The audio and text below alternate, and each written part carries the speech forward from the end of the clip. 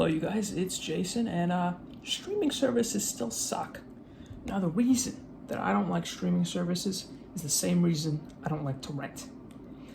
Because I have no money.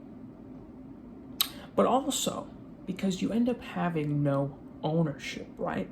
So if you don't own any of this content outright and you're paying for it monthly, what happens when the service abruptly ends? Then you are screwed because you have nothing.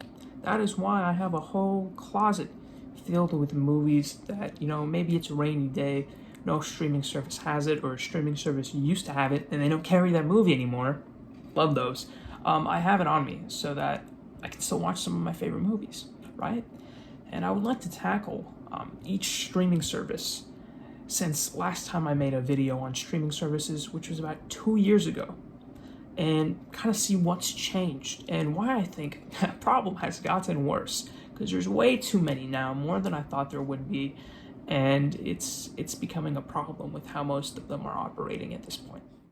So starting off with Netflix, I actually recently canceled my Netflix subscription after 6 years, just because the prices have kept increasing. It wasn't worth it. And when it was done, I realized how much of a waste it is. I walk out with nothing after 6 years, and they didn't even sound sad to lose me as a customer. Like, when I canceled it, it's like, oh man, since May 2015, that's crazy. And that was it. So, that's kind of like getting engaged after a 6-year relationship, and then they realize that they don't love you, and they cut it off, but you already paid for the wedding. And then you realize you can no longer have sex with them. So yeah, you lose all the benefits and a lot of money with nothing left except for sadness. So that's Netflix. Now with Disney Plus, it's interesting because when I made my video 2 years ago, Disney Plus wasn't a thing yet. I think all we knew was the price, which was going to be $7. I was pretty excited for that because I like to save money and I like the cheapest thing possible. But nope, I would rather pay more because what we got with Disney Plus was not really what I wanted. I found most of the content very lacking for me personally, and that they aimed it more towards kids. And this is very apparent because they put all their more mature content on Hulu instead of just making an adult section on Disney Plus because of their image. So I don't know what I'm really in it for. And then the content that I thought was aimed for me was a lie. And that was very disappointing. So really, I'm just watching it for the Marvel shows at this point.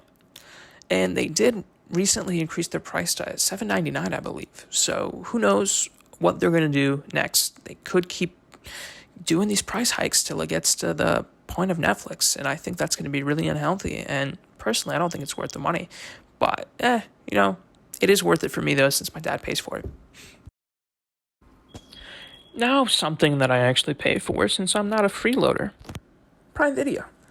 This one I actually tend to favor more just because I didn't even mean to get it. I did not really know about it. I thought it was extra with an Amazon Prime subscription, and it wasn't. So when I bought my yearly Amazon Prime sub, I just got it automatically, and I got the student discount, so this was a really good deal for me because I kind of just wanted shipping, which is pretty cool to have, especially during COVID.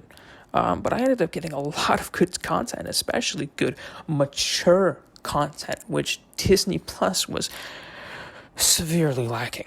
And they have a good mix of movies too. So, Amazon Prime actually not too shabby. And now for a streaming service, I didn't even really want that much, but I have it anyway because of Spotify, Hulu. And I never even really use it because the ads really piss me off, dude. Like, nothing's on there that's worth watching, like 3 minutes of ads for like 5 minutes of the show. It's just not worth it. And there's such a lack of content too. It's really just become a dumpster for Disney. They're like, oh, we cannot put this show on Disney Plus. It is too mature. For the kids, we cannot have that on there. So they just throw all their shows on Hulu, like MODOK, which is coming out. And I find that really stupid. And I just wish they would combine them and just have the adult section on Disney Plus. But, that'll never happen. Okay, now hear me out on this one. But HBO Max is kind of fire. I mean, they took a lot of L's with COVID, putting all their movies on the service at no extra charge. Disney Plus. Oh, sorry about that. So that's pretty cash money of them. Plus, they have all that great content from DC Universe, which I talked about last time, which thankfully doesn't exist anymore. I think they still do like comics on DC Universe, but they don't have the shows and the movies on there anymore. They combine that with HBO Max, and it's just all in one place, all the Warner Brothers content, which I think was a really good move. And my favorite thing is that I also don't have to pay for this because it's included with my internet since I have AT&T. So yeah, that's a bonus for me. But this base price is $15. That's a steep cost, and I think they just announced recently a $10 version with ads. I think at that point you just pay for that $15 for full service, no ads, because ads are annoying, especially if you have to pay for them. Same problem with Hulu. You're still paying for it, but you still get ads. It's great. Yeah, honestly, I still have my free trial going on for this one, and it's been almost a year. And I just have never bothered to even open the Apple TV Plus app. And I think that honestly says enough that, not everyone needs to have a streaming service. I have never actually even heard of anyone really using Peacock, but, it's free if you watch ads. So I respect that. Hey, I haven't used it, but, mad respect to NBC. You didn't do everyone dirty by making them pay $15 a month to only watch The Office. So, good for you. And to finish it off, we have probably one of the greatest streaming services, which is Spotify. It is 100% free, just with ads. And if you want, you can just pay and you can get it without ads and you can download all the music, which is extremely convenient. And I do that all the time. All my music's just downloaded straight to my phone because I have Sprint. If I go anywhere, I will not have music because I have Sprint. Just because of how bad the connection is. Because I have Sprint.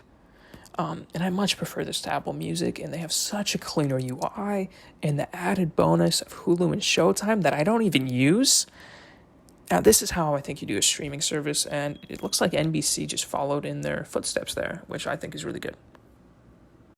So, at the end of the day, my biggest gripe with these streaming services is just the fact that there's way too many of them.